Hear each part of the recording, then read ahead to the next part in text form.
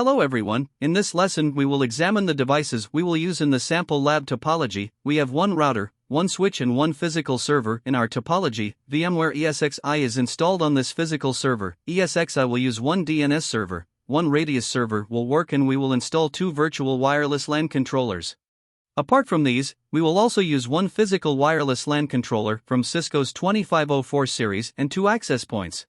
On the left side of our slide, you can see the VLANs we will use in our network and the subnet and IP information we will use in these VLANs.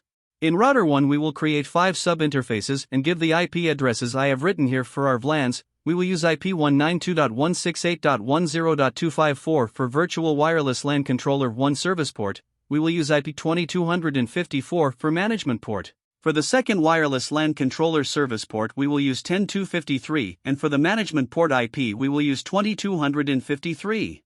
In our physical wireless LAN controller, we will use 2250 IP. Now let's connect to our switch and start configuring our VLANs. After configuring the VLANs, we will go to the VMware interface and make our VLAN configurations on VMware.